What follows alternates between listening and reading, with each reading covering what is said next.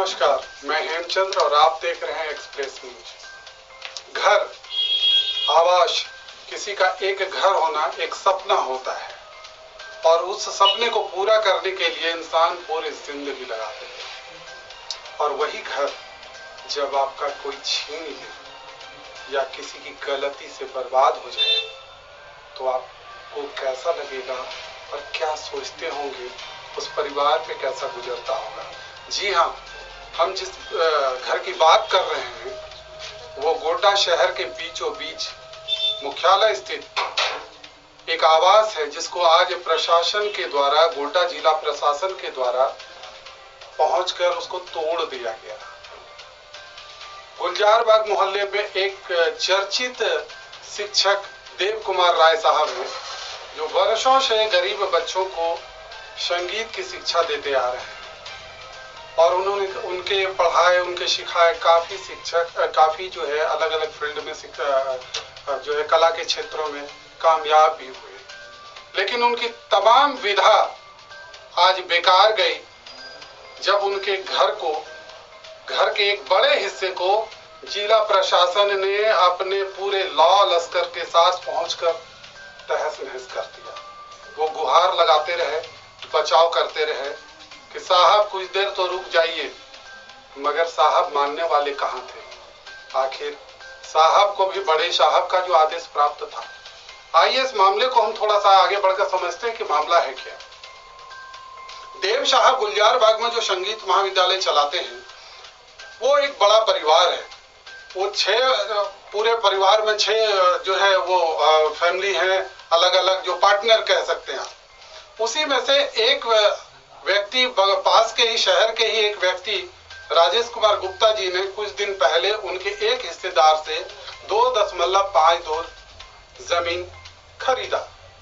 उसके बाद वो भुगतान भी किया, लेकिन कुछ विवाद को लेकर, इस जमीन को लेकर कुछ विवाद जो है वो न्यायालय में चल रहा था।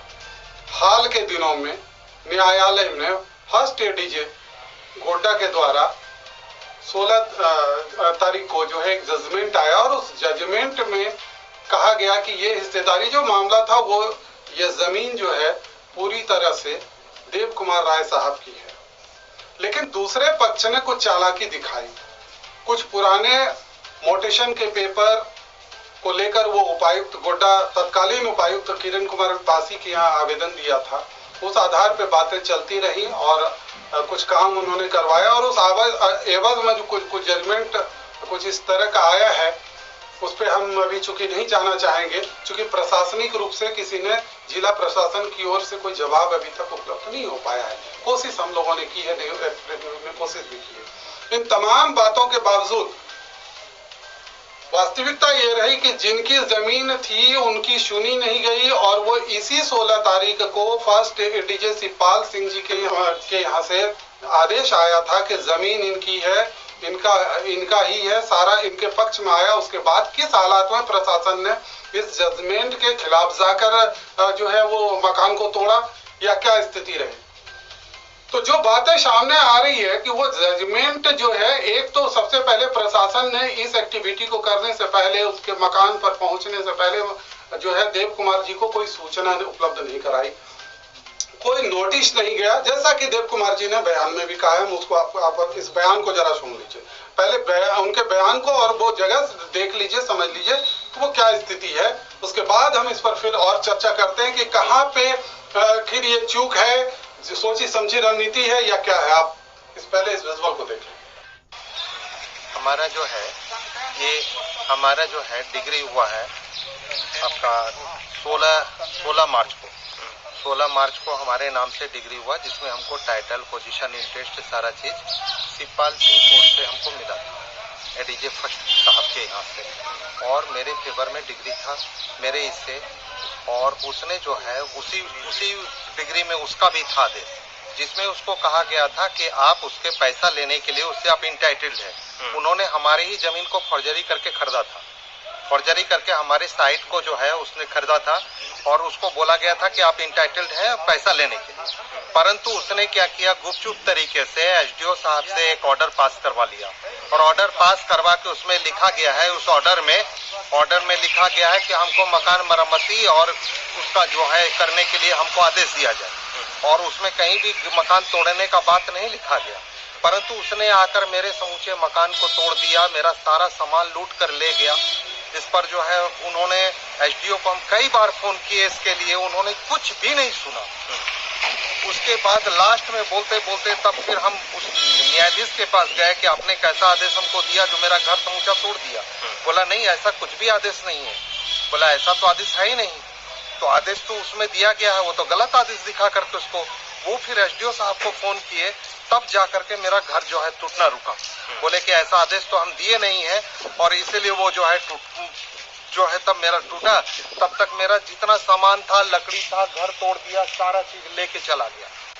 यही है घटना। तब कानून का क्या मतलब? कानून का मतलब तब तो कुछ भी नहीं रह जाता है।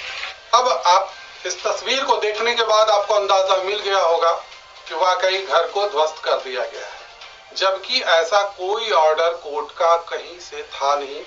बेगर सूचना की इस तरह की कार्रवाई हुई, तो क्या कहेंगे कि जिला प्रशासन की चूक हुई है या जिला प्रशासन ने कोर्ट के उस ऑर्डर को, जो ऑर्डर माननीय न्यायालय ने पारित किया है, उस ऑर्डर को, जबकि उसमें स्पष्ट है, आप उसकी कॉपी भी देखेंगे, आप उसमें स्पष्ट ऑर्डर है, उसके बावजूद भी उस ऑर्डर को या तो पढ़ने की भूल की या तो किसी स्तर पे जिला प्रशासन के किसी स्तर पे जानबूझकर लापरवाही बरती गई है, या कुछ लाभ, या हम ये नहीं कह सकते कि लाभ के दृष्टिकोण से, लेकिन जिस तरीके से त्वरित कार्रवाई की गई है बिना सूचना का, इस पर कोई भी कई तरह के चर्चे शहर में जारी है। आपको बता दें कि कल ही तत्कालीन उपायुक्त जो किरण कुमारी पासी जी थी, कल ही उन्होंने चार्ज दिया है। आज नए उपायुक्त आए हैं और ये ऑर्डर जो था वो पुराने तत्कालीन जो है किरण कुमारी पासी जी के द्वारा बताया जा रहा है कि उन्होंने अनुमंडल पदाधिकारी को दिया, अनुमंडल पदाधिकारी ने अंचल अधिकारी को दिया और फिर वो नीचे से वो रिपोर्ट स्तर से आती है और आज फिर अनुमंडल पदाधिकारी के यहाँ से लेटर इशू होता है और फिर जाकर पूरे लॉ लश्कर फोर्स के साथ उनके घर को, उनके सुनने के बजाय, एक होता है कि आप उसके पक्ष को भी सुने, दोनों के पक्ष को सुने, तो बात बनती सी दिखती है। सच सुबह इसी जगह से शुरुआत होती है कि आखिर इतनी त्वरित कार्रवाई, क्या कोर्ट का कोई आदेश था?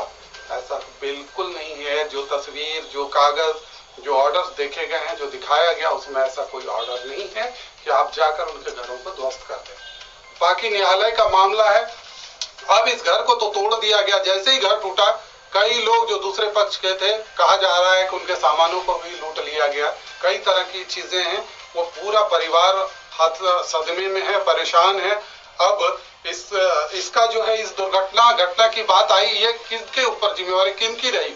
क्या प्रशासन अब उसकी भरपाई कर पाएगा या अपनी गलतियों को सुधार पाता है, या प्रशासन फिर कोई रास्ता तलाशता है?